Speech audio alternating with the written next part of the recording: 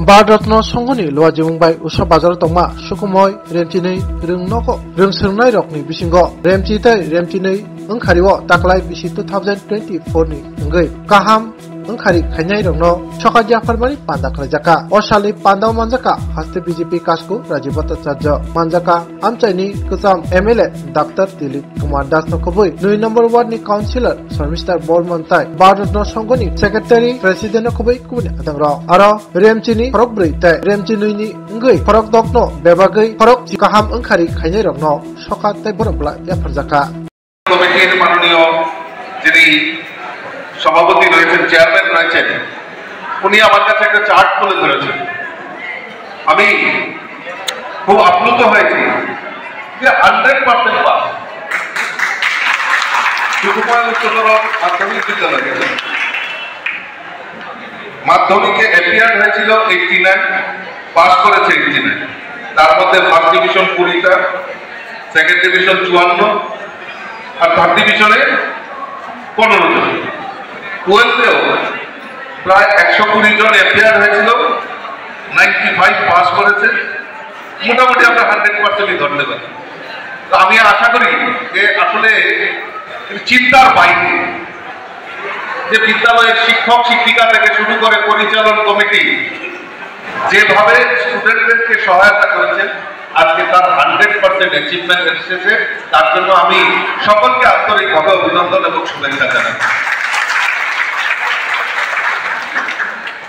আমি স্টুডেন্টদের উদ্দেশ্যে দুটো কথা বলবো কারণ অনেকক্ষণ হয়েছে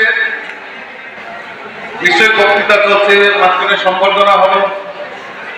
যে পুঁথিগত শিক্ষায় আমরা শিক্ষিত হব আমি যদি এখানে বলি যে কে কি হতে চাও এখানে কেউ বলবে আমি ডাক্তার হতে চাই কেউ বলবে আমি ইঞ্জিনিয়ার হতে চাই কেউ বলবে আমি টিচার হতে চাই কেউ বলবে আমি প্রফেসর হতে চাই আমি পিসিএস অফিসার হতে চাই কিন্তু কেউ মুখ দিয়ে বলবে না যে আমি ডাক্তার দিলীপ দাস হতে চাই আমি পলিটিক্সে আসতে চাই আমি সমাজের জন্য কাজ করতে চাই আমি স্টুডেন্টদের কাছে বলবো যে আমরা যাই করি না কেন আমরা যে সমাজটাতে বসবাস করি এই সমাজটা আমার এই রাজ্যটা আমার এই পরিবেশটা আমার এই রাষ্ট্রটা আমার এই ভাবনা আমাদের সকলের মনের মধ্যে আনতে হবে কেন কারণ আমাদের মূল যে ফান্ডামেন্টাল সমস্যা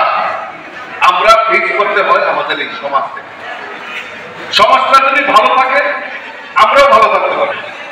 আর সমাজটাকে যদি আমরা কুলুষিত করি তাহলে কিন্তু আমরা কেউ ভালো থাকতে পারবো না